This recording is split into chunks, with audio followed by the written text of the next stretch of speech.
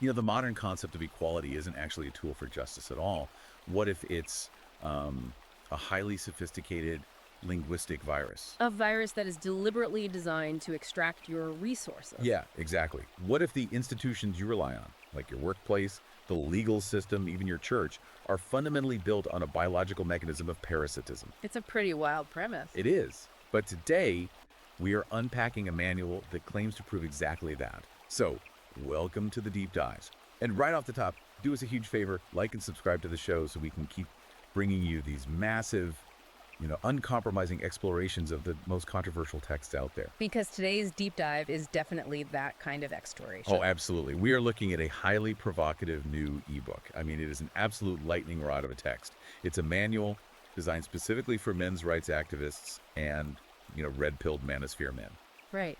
And if you find this exploration fascinating, if you want to see the primary source for yourself, check out the actual arguments, you should absolutely go to Amazon Kindle and Google Play Books to buy the book. Yeah, definitely check it out. The book is titled Cuck Theology, Dismantling Woke Churches of Female Supremacy by Conrad Riker. And the mission of today's deep dive is to rigorously map out Riker's core foundational argument. Right, which is this idea that Western institutions, and we mean everything from family courts to the corporate boardroom, the educational system, all the way to the church altar, have been systematically captured. Captured by feminists and cultural Marxists. Exactly. And by executing this capture, Riker argues they have fundamentally and violently altered the historical role of men. Now, before we start pulling this apart, we really have to make our position crystal clear here.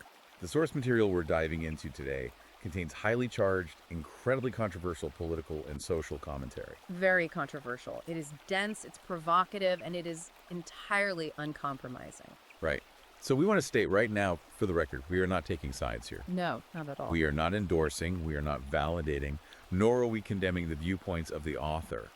Our role today is strictly to act as your analytical guides. Exactly. We're just going to unpack the ideas, the historical claims, and the very specific logical syllogisms contained in this text. So that you, the listener, can understand the exact architecture of Riker's worldview. Right. Our job is just to synthesize the mechanics of his argument.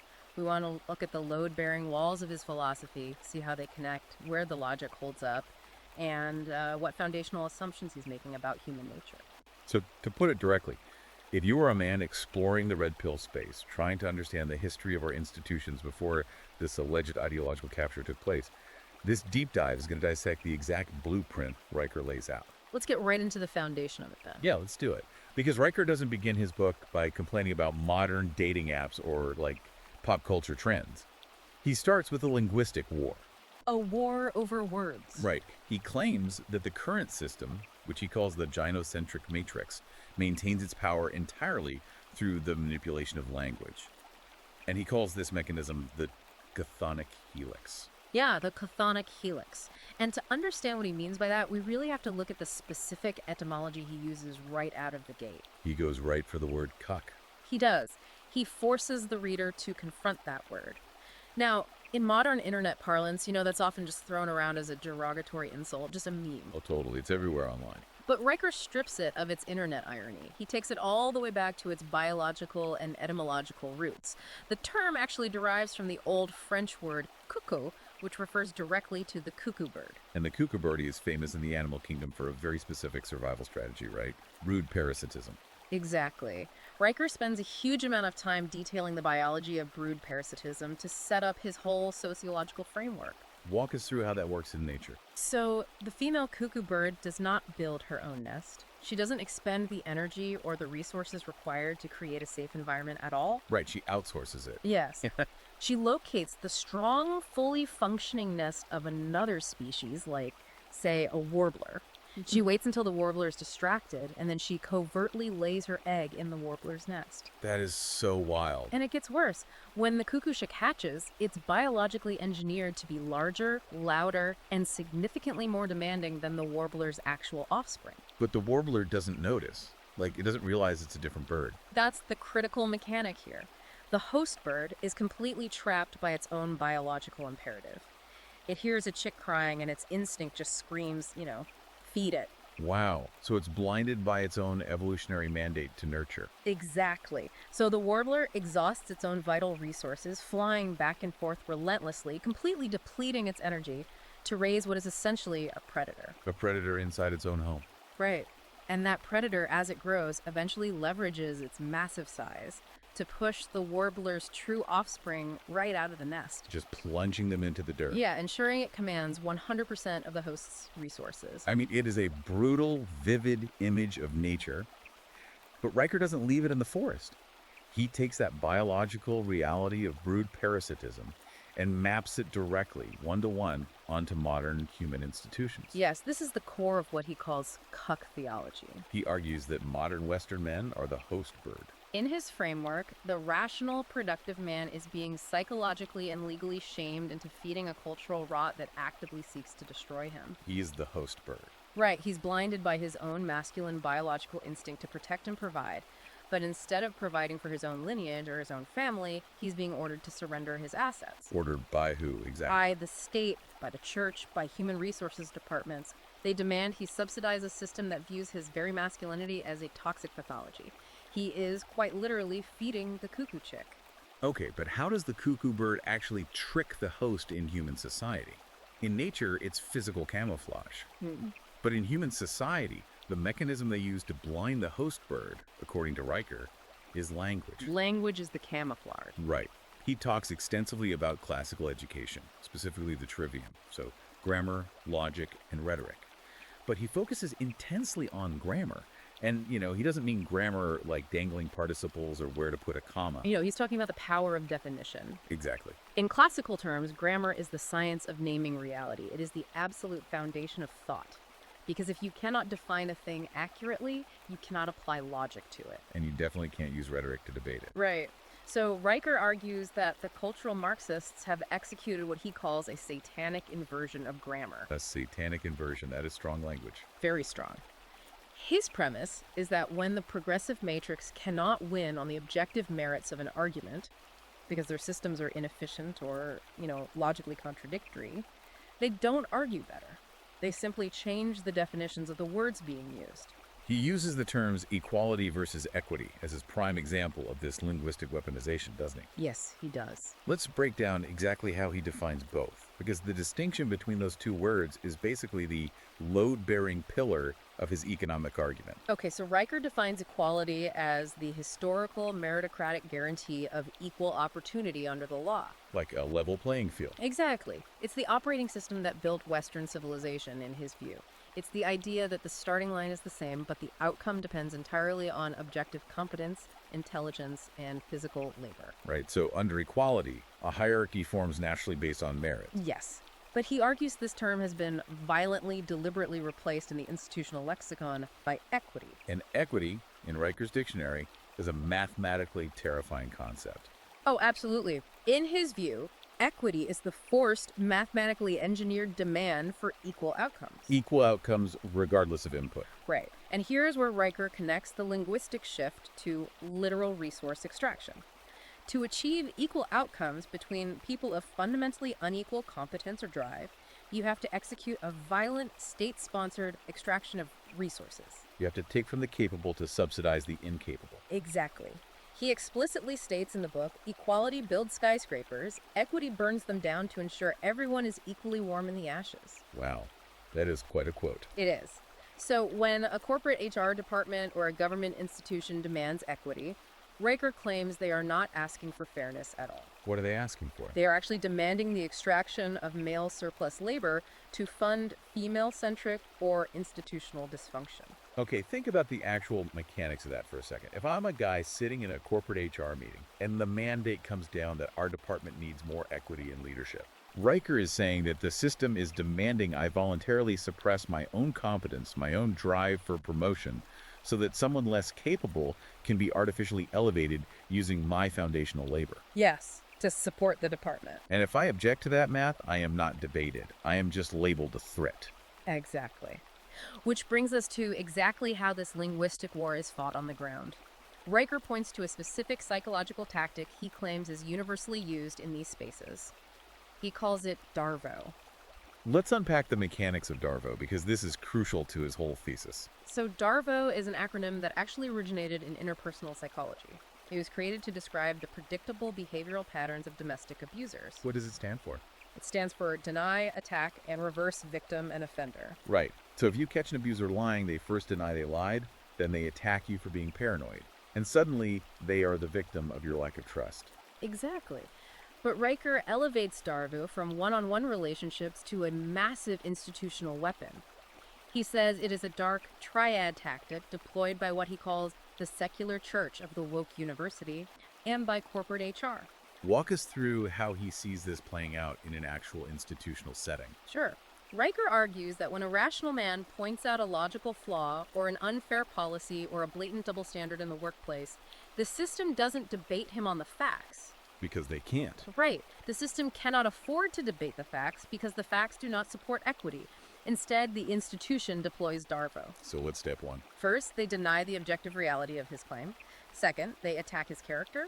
They usually label his logical assertion as toxic, hostile, or aggressive. Oh, right. Using those buzzwords. Exactly. And finally, miraculously, the institution, or the female accuser, reverses the roles entirely, crowning themselves the victim of his patriarchal oppression. And he gives a very specific, high-profile historical example of this epistemic collapse, doesn't he? He points to the 2022 Supreme Court confirmation hearings of Justice Ketanji Brown Jackson. He does. And he treats it as a defining civilizational moment. Let's look at how he frames this, because it's fascinating. During those confirmation hearings, Justice Jackson was asked a seemingly simple grammatical question. She was asked to provide the definition of the word woman. Right, I remember this. And she responded that she could not provide a definition because she is not a biologist. Riker uses this exchange as the ultimate exemplar of what he calls the epistemic double-bind.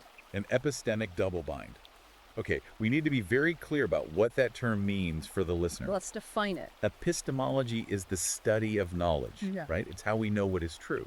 So an epistemic double-bind is a situation where the system forces you into a contradiction about the very nature of reality itself. Exactly. What are the actual mechanics of this bind in practice? The mechanic is enforced cognitive dissonance. It means that observable biological reality is being officially denied at the highest levels of law and culture in order to enforce compliance. So denying what's right in front of your eyes. Right. Riker argues that a sitting federal judge reducing a fundamental biological binary, a reality recognized by every human civilization since the dawn of time, to a highly specialized academic discipline is evidence of a schizophrenic epistemology. That's a heavy claim. It is. The Matrix demands that you pretend subjective identity overrides objective biology. But simultaneously, if you refuse to play along, the Matrix will punish you with the full force of objective material consequences. Like losing your job? Exactly. You are forced to actively deny reality to keep your job, your social standing, or your freedom. I want to introduce an analogy here, because as I was reading Riker's description of this linguistic manipulation, it feels exactly like analyzing a computer virus. Yeah, that's a good way to look at it. Yeah, think of a human society as a massive operating system. Language is the core code. It's the binary, the ones and zeros that tell the computer what is a functional file, what is a necessary program, and what is a malicious threat. Right. If a hacker wants to take over a massive, secure system, they don't just brute force delete files. They rewrite the dictionary of the core code itself. They change the definitions. Exactly. They tell the antivirus software that the malware is actually an essential system process and that the antivirus itself is the real threat. That is exactly what Riker is saying happened to our language.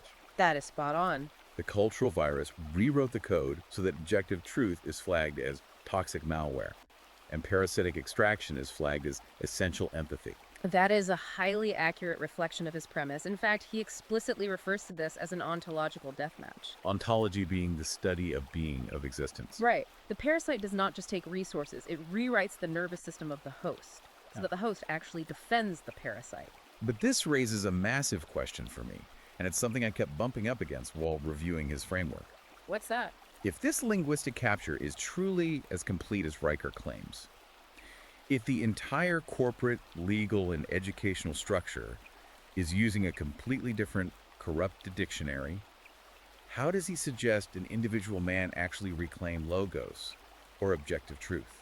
That's a tough situation. Yeah, I mean, how do you fight a battle when you aren't even allowed to define the terms of the battlefield. If you walk into HR and speak classical grammar, Yeah. they literally won't understand you, or worse, they'll fire you for it. Well, Riker's answer to that is rigorous, uncompromising refusal. He says, you must master the trivium yourself. You must lock down definitions in your own home and in your own mind. So it starts internally. Yes. His tactical advice is that when an institutional enforcer uses a weaponized term like toxic masculinity or microaggression, you do not engage in a debate about the nuance of the term. Because that's playing their game.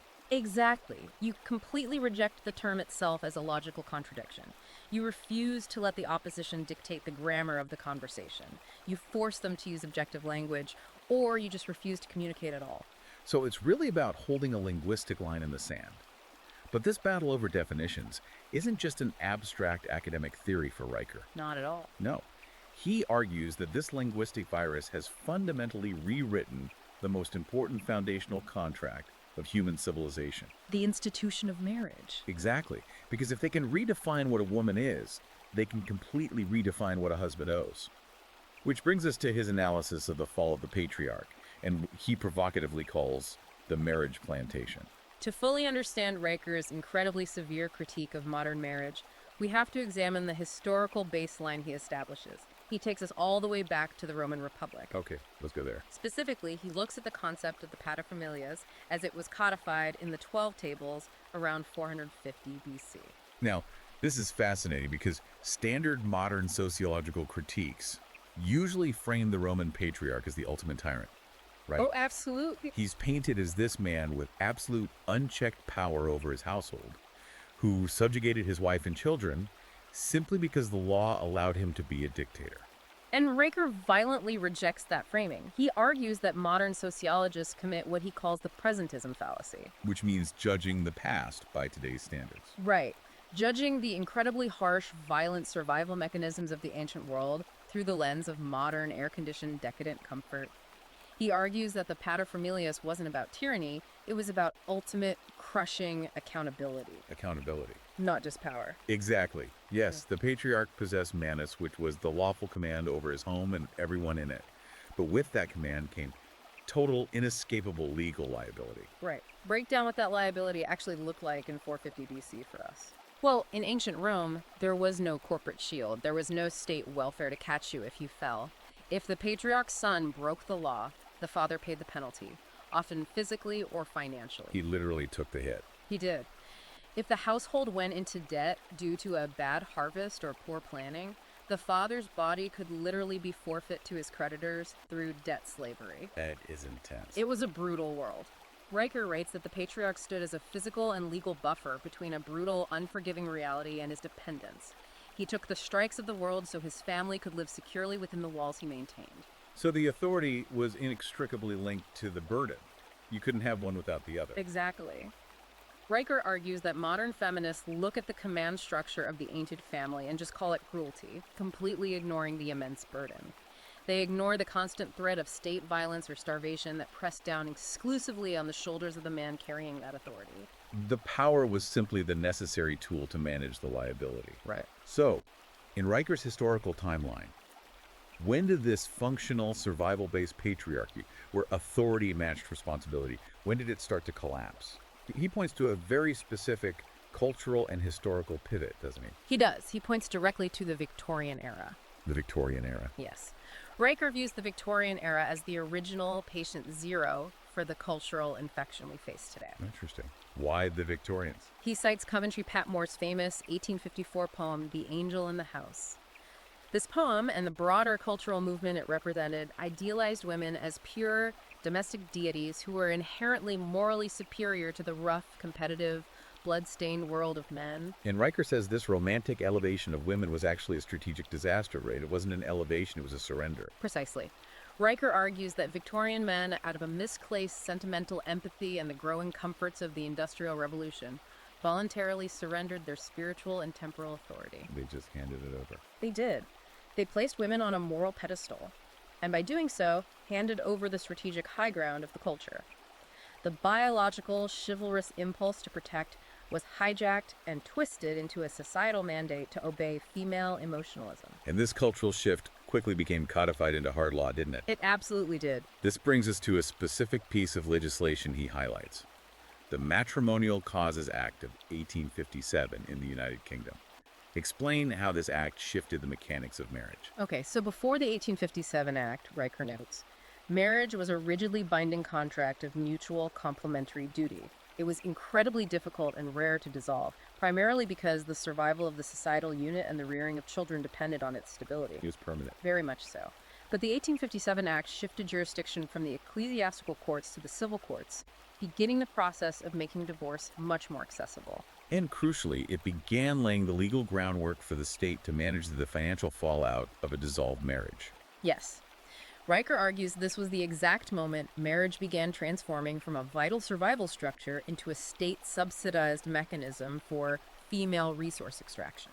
And he backs up this claim of resource extraction with some incredibly stark and highly controversial economic arguments. He really goes into the numbers. He does. He looks at modern demographic data and makes the claim that women, as an aggregate demographic block, are net negative lifetime taxpayers. Yes. Let's pause here because this is a massive claim.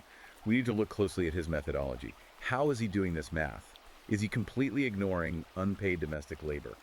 Is this strictly a metric of federal income tax? That's a vital question. Because if he's only looking at tax brackets, that feels like a highly selective economic lens. That is exactly the pushback that is necessary here. Riker's metric is purely and ruthlessly fiscal. He is not looking at holistic societal value or unpaid domestic labor at all. He's just looking at state ledgers. Strictly state ledgers.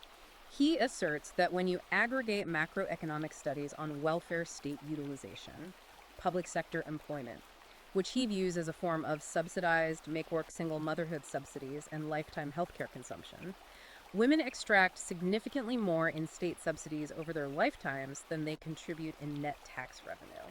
So he's saying if you tally up every dollar a woman pays in taxes and subtract every dollar she utilizes in state services, schools, and healthcare, the number is negative. That is his empirical claim, yes. Therefore, he formulates a rigid economic syllogism. Which is? If the modern welfare state consistently distributes more resources to the female demographic than they put into the system, that system is fundamentally mathematically dependent on the forced extraction of surplus wealth from male productivity. Meaning men, in the aggregate, must be net positive taxpayers to fund the deficit created by the female demographic. Exactly. Which leads directly into his view on modern family courts. Yeah. Because if the state relies on extracting male wealth, the family court is the engine of that extraction. It is the mechanism. He doesn't just call the family courts unfair. He calls the entire system a satanic inversion of law.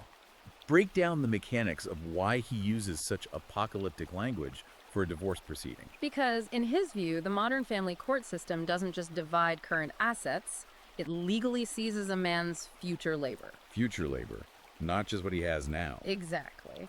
Under historical law, a contract breach penalized the party that broke the contract. But Riker paints a picture of the modern no-fault system where a man can work his entire life to build wealth and stability. Right. His wife can initiate a no-fault divorce for emotional abandonment, which Riker points out as an entirely unfalsifiable subjective claim. You can't prove it or disprove it. Right. And the court, acting as her enforcer, will strip the man of his home, severely restrict access to his children, take half his retirement, and then attach a lien to his future earnings via alimony and child support. He literally writes that the modern marriage contract grants a man the exact same legal autonomy as a conscripted laborer in a penal battalion. It's a bleak comparison. You cannot quit, you cannot leave, and your wages are garnished before you even see them. And if we look at the mechanics of this, what Riker is really arguing is that the state has literally, functionally replaced the husband. Walk us through the mechanics of that dynamic. How does the state act as a surrogate husband? Let's look at evolutionary psychology for a moment. Historically, a woman's hypergamy, which is her biological instinct to seek a higher status, more capable mate, was constrained by harsh reality. Right, there were physical consequences. Exactly. If she abandoned a dutiful, providing husband on a whim, she faced the very real risk of starvation, exposure, or social ruin. But the modern welfare state and the family court system remove that physical risk entirely. The state becomes the safety net. More than a safety net. Right. The state promises the woman that if she leaves her husband, the state will step in and use its absolute monopoly on violence, meaning the police, the courts, and wage garnishment to force the husband to continue providing for her anyway, while she is free to seek a new mate. The state effectively acts as a surrogate husband, guaranteeing her resource security while unleashing her hypergamous impulses without consequence. So the state enforces this surrender economically, using the threat of jail time and wage garnishment.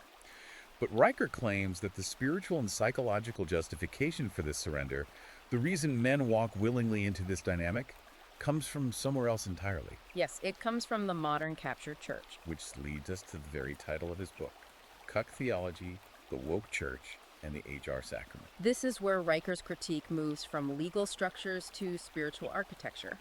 Riker argues that the modern Christian church has completely abandoned its historical architecture and purpose. He uses very specific spatial metaphors to describe this shift, doesn't he? He does. Historically, he notes, the church was built on what he calls a vertical hierarchy of logos. Define that for us. What does a vertical hierarchy of logos look like in practice? It means a focus on objective, transcendent truth. It involves a profound, almost terrifying awe of God the Father. It is characterized by martial rigor, discipline, and a clear, unapologetic structure of authority. So it's very structured. Yes, you look up toward the divine, and that vertical orientation demands you elevate your behavior to meet a standard of excellence and righteousness. But he says that vertical orientation has been dismantled and replaced by a horizontal grievance matrix. Exactly. The vertical axis has been flattened into the horizontal. Instead of looking up in fearful reverence and striving for objective moral truth, the modern church looks inward. What are they looking at? It obsesses over comfort, emotional validation, therapeutic healing, and communal grievance. He argues this entire shift was engineered to cater exclusively to female emotionalism. And he points to literal, observable, architectural, and liturgical shifts to prove this. He talks about the music, for instance. The music is a huge point for him. Historically, the church sang robust, martial hymns. Songs like A Mighty Fortress is Our God. Songs that felt like you were marching into spiritual battle alongside a brotherhood. Yes, the lyrics were about sin, redemption, and divine sovereignty. And what do we have now? Breathy, effeminate acoustic ballads, looping minor chords that Riker says are deliberately designed to induce a hypnotic, emotional trance state rather than inspire rational theological thought. He mockingly refers to this as the Jesus is my boyfriend phenomenon, right? He does. He argues that modern worship music subtly sexualizes the worshiper's relationship with Christ, emphasizing romantic longing, holding hands, and emotional intimacy instead of awe, obedience, and martial duty. It's a complete softening of the divine image. He also provides concrete case studies of what happens mathematically and demographically when a denomination fully embraces this horizontal matrix. Yes, he cites the 2003 Episcopal Church Schism. Remind us what happened there. So, the 2003 schism was triggered by the ordination of an openly gay bishop. For Riker, this isn't just a theological dispute. It is the ultimate proof of an institution prioritizing fluid, culturally Marxist equity over vertical, objective moral law. The church chose horizontal inclusion over vertical obedience. Exactly. And what was the demographic result of that? Institutional collapse. He looks at the massive membership losses in the Presbyterian Church and the Evangelical Lutheran Church between the years 2000 and 2020. It's a mass exodus. Right. Riker's empirical claim here is that when a denomination ordains women, softens its theology, and shifts to an emotive, sentiment-driven liturgy, it rapidly devolves into nothing more than a social welfare club. And it loses the men. It hemorrhages male attendance. Because men, at a fundamental biological level, are repelled by an institution that pathologizes their natural stoicism and demands they emote like women. Which brings us to the man standing at the pulpit. Riker says the modern pastor does not function as a shepherd anymore. No, he functions as a corporate HR officer. Enforcing what Riker calls the HR sacrament. Let's dig into that. The HR sacrament is the absolute demand for compliance and emotional vulnerability. Riker creates a devastating psychological profile of the modern woke pastor. How does he profile him? He categorizes this pastor as the ultimate beta provider, a man who weaponizes therapeutic language to appease the female majority sitting in the pews. And this pastor deploys a psychological double bind on the men in his congregation. Creating the archetype of the nice guy Christian. Exactly. Okay, let's stop and look closely at this double bind, because it presents a massive paradox. Riker claims the church explicitly demands that men be vulnerable. The pastor says, open up, share your feelings, cry with us. Be a gentle servant leader. Right, that's the explicit message. But then Riker explicitly warns that any man who actually complies with this demand, any man who cries in small group, is immediately discarded with disgust by the women in the room. Yes, he is. So here's my pushback on Riker's logic. If this is true, how does Riker explain the psychology of the pastors who actively enforce this trap on their own congregations? Do they know they're destroying the men they are supposed to lead? Is it malice? Or is it ignorance? That is a critical question about intent versus conditioning. According to Riker's framework, it isn't conscious malice. The pastor is fundamentally a captive of what Riker terms the animus projective helix. Okay, what exactly is the animus projective helix? In Jungian psychology, the animus is the unconscious masculine side of a woman. Riker uses the term to describe a dynamic where the pastor completely sublimates his own masculinity to project whatever version of the masculine the female collective demands. He becomes a mirror for them. Yes, the pastor enforces the trap because his own institutional survival, his paycheck, and his social standing depend entirely on keeping the female majority happy, because they do the majority of the tithing and volunteering. So the pastor demands male vulnerability because women state that they want vulnerable men. Exactly, but there is a difference between stated preference and revealed preference. Right, what they say versus what they actually respond to. Exactly. Riker argues that while women cognitively say they want a soft, vulnerable man, their biology is violently repelled by male weakness. So the pastor is basically forcing the men into a trap. Yes, the pastor, acting as the HR officer, forces the men in his congregation to castrate their own masculinity to appease the stated desires of the women. But then the pastors must watch those same women lose all romantic, sexual, and spiritual respect for the men who actually obey the command. The pastor is simply a middleman in a systemic biological grift. That's a perfect way to summarize it. Riker has a line in the book that I think is just haunting. He says, he demands your tears, but his system despises your blood. That perfectly encapsulates the paradox of the modern church. But Riker argues that this pathologization of male nature, this forced feminization, doesn't start when you get married or when you join a church. It starts much, much earlier. It starts on the playground. Yes. The conditioning begins on the playground. And this brings us to his analysis of educational castration and biological reality. Riper asserts that Western institutions systematically emasculate boys from an incredibly young age, deliberately replacing necessary male resilience with an ideology he calls safetyism. He uses some wild yet entirely real specific examples from the text to illustrate this.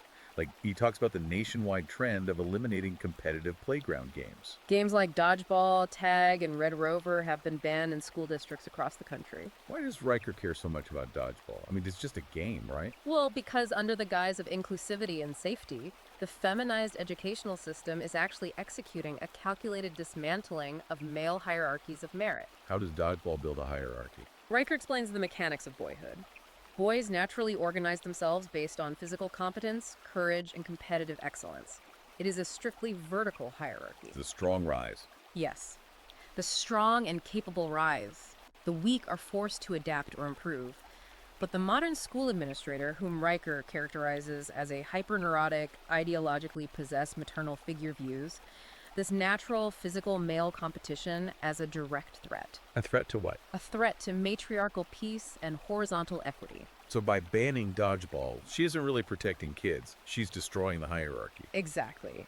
By banning dodgeball, she flattens the hierarchy. She ensures that no exceptional boy can rise above another through physical dominance, effectively dragging the exceptional down to the level of the mediocre to ensure universal emotional comfort. And it goes far beyond just banning physical games. It morphs into actual documented disciplinary action against male imagination. It does. He cites a real case from 2001 where an 8-year-old boy in Arkansas was suspended for pointing a breaded chicken finger at a classmate and saying, "Bang, bang." Riker uses that absurdity to define the core, terrifying directive of the modern educational system, replacing hardness with softness. Treating normal play as a crime. Right. To the woke administrator, a boy playing cops and robbers isn't engaging in normal imaginative play. He is committing a microaggression. His very testosterone is treated as a dangerous contagion, an existential threat that must be stamped out with behavioral referrals, suspension, or increasingly heavy psychiatric medication. So the modern classroom is just a sterile, padded cell where the highest virtue a boy can display is a terrified, compliant stillness. Exactly. And the deeply tragic part of Riker's analysis is that these boys inevitably grow up. They survive the padded cell of the playground, they enter the adult dating market, and they run headfirst into a massive psychological trap. Yes, this is where he introduces the Batesonian double bind. Right, let's really explain what that is. Gregory Bateson was an anthropologist and systems theorist who studied schizophrenia. He was. And he theorized that schizophrenia could be induced by a double-bind communication paradox where an individual receives conflicting messages, and no matter how they respond, they are punished. How does Riker apply Bateson's theory of schizophrenia to modern dating? It's a brilliant, if bleak, application. The Batesonian double bind involves a primary injunction and a secondary injunction that contradict each other, and a tertiary injunction that prevents the victim from escaping the field. So what's the primary injunction in dating? In modern dating, society explicitly demands a safe man. This is the primary injunction. A safe man is compliant, highly emotive, fiercely egalitarian, and entirely non-threatening. That's the cultural message we all hear. Yeah. Be in touch with your feelings. Be my peer. Never raise your voice. Exactly. But level 2, the implicit secondary injunction driven by millions of years of biology, demands a protector. A completely different type of man. Right. Riker argues that women do not actually want to feel safe from danger by living in a padded room. They want to feel protected from danger by a highly dangerous, capable man who has chosen to ally with them. So a dangerous man under control. Yes. As he puts it, a sheep is safe, but the woman desires the wolf that guards the flock. So the modern man is ordered by the culture to become the safe man. But when he does, The moment he complies, her hypergamous biological instinct registers him as genetic garbage, and she loses all attraction to him. he literally cannot win. If he acts like a wolf, the culture cancels him. If he acts like a sheep, the woman rejects him. It's a complete psychological trap. And this leads to what I think is the most provocative piece of logic in the entire book. Yeah. His Aristotelian syllogism about female arousal and feminist politics. Walk us through this logic step by step. Let's construct the logic exactly as Riker lays it out, mapping the mechanics of his argument. Okay, what's the major premise? Major premise. Human female arousal requires the total suspension of egalitarian peer dynamics. It fundamentally requires polarity, Yeah. the presence of dominance, and the surrender of submission. Okay, and the minor premise. Minor premise. Modern feminism absolutely mandates egalitarian peer dynamics in all male-female interactions, explicitly pathologizing dominance. Therefore. Conclusion. Feminist sexual politics actively and inevitably destroy the biological capacity for female arousal. That is a staggering conclusion. If feminism achieves its stated goal, romance literally dies. And this logical conclusion, Riker argues, explains the cultural phenomenon of the bad boy escape valve. Oh, the bad boy. How does he fit in? Because feminism forces women to consciously suppress their own biological nature and demand egalitarianism, they end up in a schizophrenic state. Demanding two opposite things. Yes. They demand a compliant beta provider to pay the bills, listen to their feelings, and satisfy the feminist cultural mandate.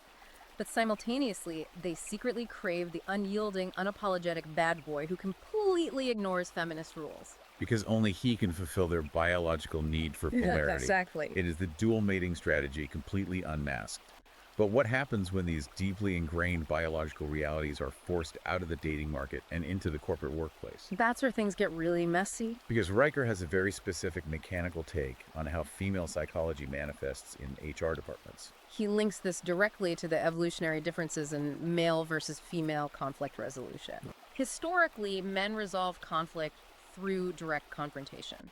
It might be physical, it might be blunt verbal debate, but it is direct, and crucially, it is usually resolved quickly. Once the fight is over, it's over. Right. Once the hierarchy is established or the dispute settled, men can return to the phalanx, the cooperative working group. Women, evolutionarily lacking the physical strength for direct confrontation, resolve conflict through relational aggression. The whisper network. Gossip, reputational destruction, social ostracization. Exactly. It is covert and it is perpetual. And Riker argues that the modern corporate workplace has completely outlawed the male method of direct conflict resolution while enshrining female relational aggression as corporate law. So the HR department is the institutionalization of gossip. Yes. A man can have his career, his reputation, and his livelihood utterly destroyed not by objective, measurable evidence of poor performance, but by an anonymous complaint about his vibe. a perceived slight, or an unintentional microaggression. It's terrifying when you frame it like that. It is the dark triad, traits manipulation, deceit, and shifting the burden of proof codified into company policy. So if we step back and look at the blueprint Riker has drawn for us, we are looking at a society where the language is inverted to extract your resources. Marriage is a state-enforced financial trap.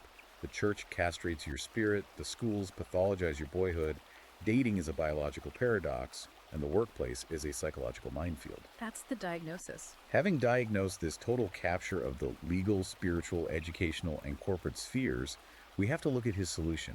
Because this isn't just a 300-page book of complaints, it's a tactical manual for survival. It's highly actionable. How does a man actually operate in this matrix? Let's analyze his tactical framework, going Galt and the phalanx. Okay, so Riker advocates for a strategy of ruthless strategic withdrawal. He uses the concept of going Galt, Which is a direct reference to Ayn Rand's novel Atlas Shrugged, where the most productive, capable members of society realize the system is parasitic and they simply withdraw their labor and intellect. Right, letting the corrupt system collapse under its own weight. He tells men to stop trying to reform the gynocentric matrix.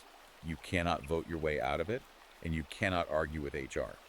You have to start strategizing for the exit. And he gets incredibly specific about how to do this legally and geographically. Explain the mechanics of what he calls jurisdictional arbitrage. Jurisdictional arbitrage is the practice of taking advantage of the differences in laws between distinct political entities.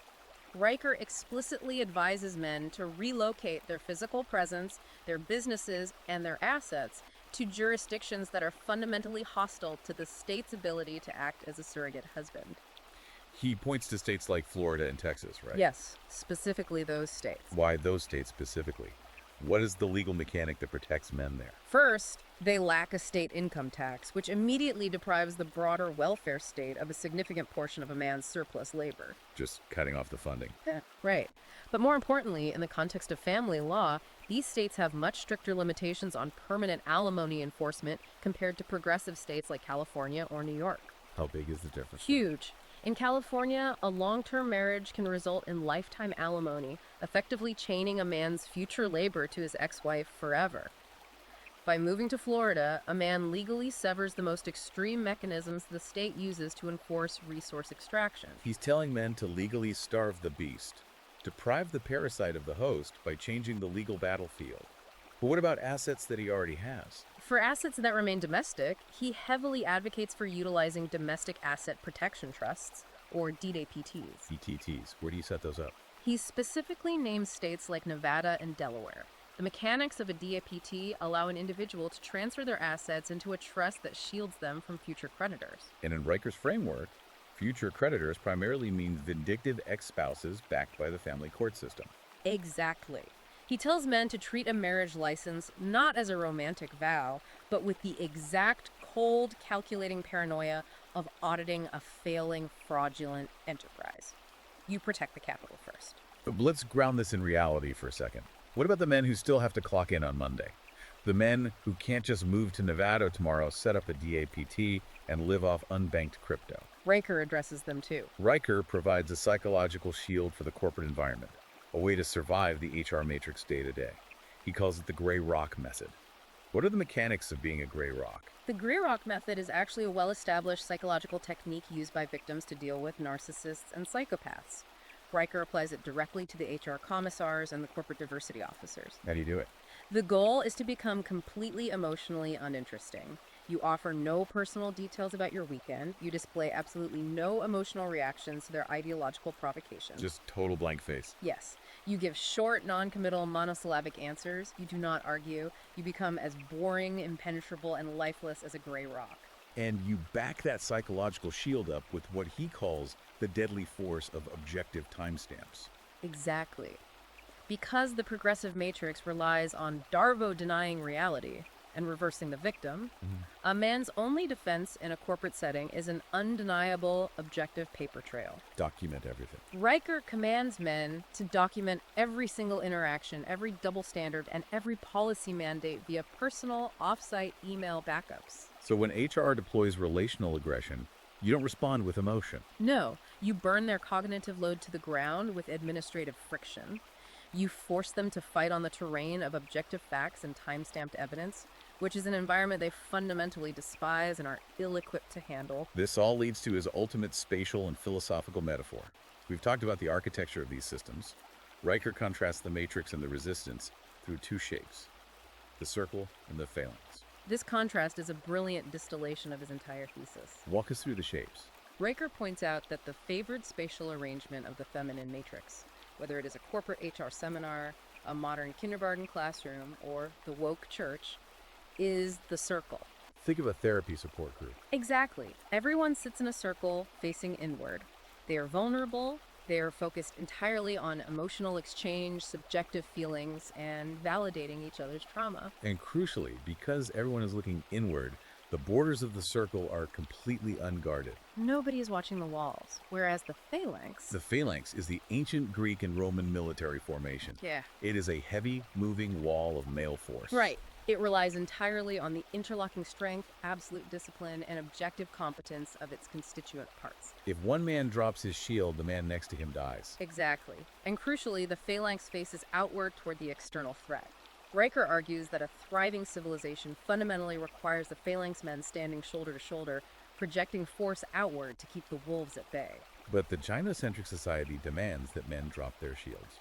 Yes, it demands they sit in circles and expose their vulnerabilities, all while the borders of their civilization are overrun. Okay, here is my major pushback on Riker's tactical framework. And this is where I think the logic gets incredibly tense. What's the pushback? He advocates for starving the beast by withdrawing surplus labor. He says, move to zero-tax states, use the gray rock method, be invisible. But he also explicitly commands men to build alternative institutions. Like private shooting clubs and unbanked crypto syndicates. Right, homeschooling co-ops. So let's look at the mechanics of this. Can a parallel society truly be built just on withdrawal? Or does building a new phalanx eventually, inevitably, require a direct physical or political confrontation with the matrix he describes? It's a fair question. I mean, if you build a fortress in Florida, doesn't the federal state eventually come to inspect the walls? That is the ultimate tension, the unspoken friction in Riker's manual. He frames withdrawal not as cowardice, but as tactical repositioning. You withdraw to consolidate strength and preserve capital. But it's not the end game. No. If we analyze his ultimate vision, it is not isolationist. He envisions the rise of a neo-patriarchy. A neo-patriarchy? Yes. His underlying economic premise is that the current system is mathematically and structurally doomed to collapse under the weight of its own parasitic extraction and demographic suicide. So it's just waiting for the crash. His strategy is to ensure that when the existing matrix inevitably collapses, the men who have mastered the Trivium, secured their assets in DAPTs, and formed interlocking brotherhoods, the new phalanxes, are positioned to step into the vacuum and take command. So, synthesizing everything we've discussed, Riker isn't trying to save the current iteration of Western society. He thinks it's already dead. He's building the lifeboat. Yes, he wants to restore the patriarchy not as some nostalgic 1950s museum piece where everyone pretends to be happy, but as the only social technology historically proven capable of sustaining human flourishing against the harsh realities of nature. And that restoration, in his view, must be driven by the absolute, uncompromising assertion of male rationality, objective truth, and vertical hierarchy. He believes that nature, ultimately, respects only strength, logistics, and walls. And the men must be ready, trained, and unburdened when the time comes to build the new walls. Which brings us to a final philosophical thought experiment that builds directly on the mechanics of Riker's text. Riker argues that civilization is a machine for keeping the wolf outside the wall, and that competent men are the load-bearing foundation of that machine. That's the premise. If that premise is true, what happens to the global infrastructure, the power grids, the supply chains, the water treatment plants, the massive physical structures of our society? If an entire generation of competent men successfully execute this phalanx strategy, It's a terrifying question. what happens if millions of men look at the systemic parasiton, realize they are the host bird, and completely withdraw their surplus participation, their tax dollars, and their protective instincts from the mainstream social contract? It's a chilling socioeconomic thought experiment about the absolute fragility of our modern comforts. If the engineers, the builders, and the protectors go on strike, how long does the skyscraper actually stand? That is the exact unsettling question Riker wants his readers to internalize. The parasite cannot survive without the host.